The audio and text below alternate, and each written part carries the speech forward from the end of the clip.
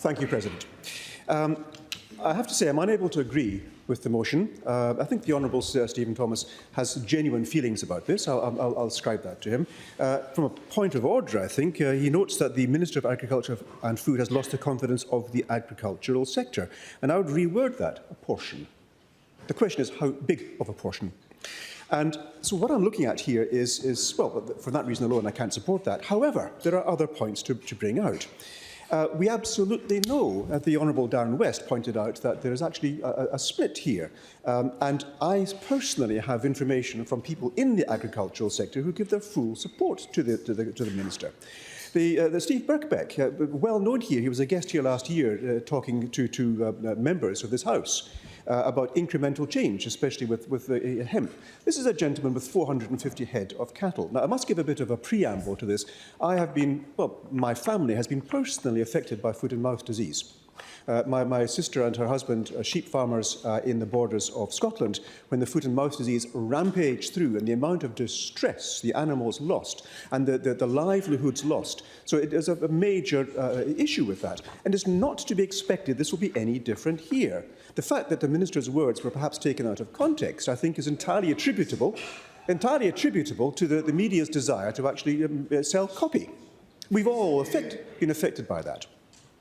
Anyhow, it's got 450 head of cattle and would absolutely be affected by foot and mouth disease. This is a gentleman who has spent time and energy, and indeed a lot of money, in developing his business over 35 years, a man with impeccable credentials, who has given praise to the Minister.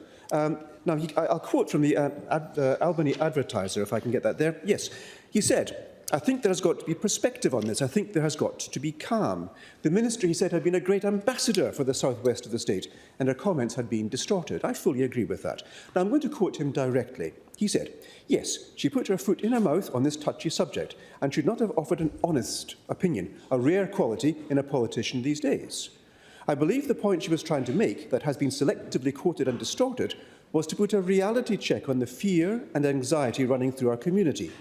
Due to our biosecurity systems, climate and scale, we will be able to contain the disease. That was the point," he said.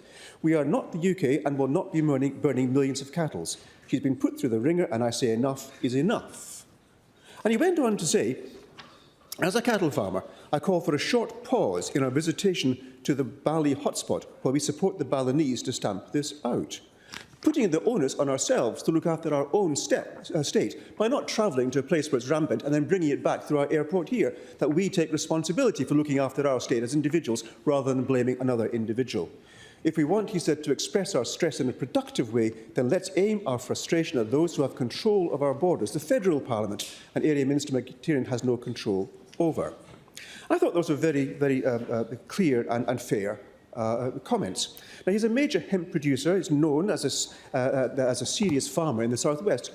And he's spoken to me many times about the qualities of our minister, a serious minister doing a serious job, and that she has done her utmost to serve the state for a maximum potential. Now, I think we all know Steve, at least if you don't, you should do, because he's got a wonderful place in Denmark, the dam he's just made, and I highly recommend that we all take a trip down there, if nothing else, but to relieve our own stress. This is a man who does not pull his punches.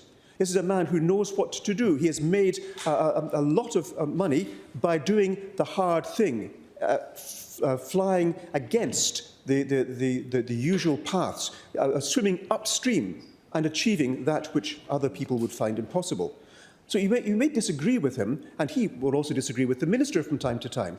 This is a man who tells the government what he thinks, and he says that when he disagrees with the government. So to give the support to our Minister, I think, is a mark of respect. And I have to say that with my limited experience in Parliament, I have a great deal of respect for all in the Chamber, but for our Minister MacTiernan, I have absolute respect as a person I would not want to cross in a fight. Is that not true, Minister?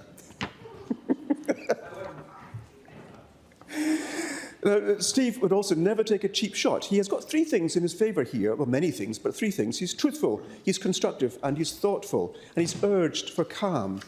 And he notes that the media spin, and this is always a danger for us in politics. So the Minister has not actually lost support. There are people who would not support her. I can think about farmers who think that deep ripping is a good way of treating their land. And other farmers would think permaculture is a far better way of looking at it. I personally think that having hemp as an agricultural product would be a great way of transforming the topsoil. I was speaking to a soil scientist just this morning who pointed out that every kilogram of wheat will cost you 8 kilograms of topsoil. Losing our topsoil to produce our wheat is a great way of making our state unproductive in the future, and we must focus on fixing this problem. And that is something I would hope DPIRD would be dealing with. So with a hard-working minister, very knowledgeable with genuine concern, I would stand behind her in a heartbeat. What I would not perhaps stand behind is the leadership. Now, the Honourable Martin Aldridge mentioned the leadership. I think really what we're needing here is to have a strong leadership. And this is where I will criticise the government, but I'll criticise every government. I fully remember the Honourable Colin Barnett, my anger, my incandescent anger at the disrespect with which he treated the people of Western Australia. Now, I'm sure that wasn't his intention. I'll ascribe good intentions to every politician here, but this is what happens. So our current Premier, I would say, really ought to be more aware of what the needs are of the state and to give a clear leadership. I'm not just talking about COVID, but in agriculture here as well. The barriers we have got to having hemp as a product on every farm in every part of our state is something which ought to be done. And we need a Premier who will lead by example and encourage his hard-working minister to do the same. I could certainly criticise DPIRD. There's not a single government organisation here which couldn't be open to some form of criticism. But we are all fallible. Every single one of us will make a misstep, will misspeak. Every single one of us is not a perfect being. But the main thing is that we try our best. And so I would put my full support behind the current minister. Maybe not my full support behind the Premier, but that's to be expected. I'm not in power.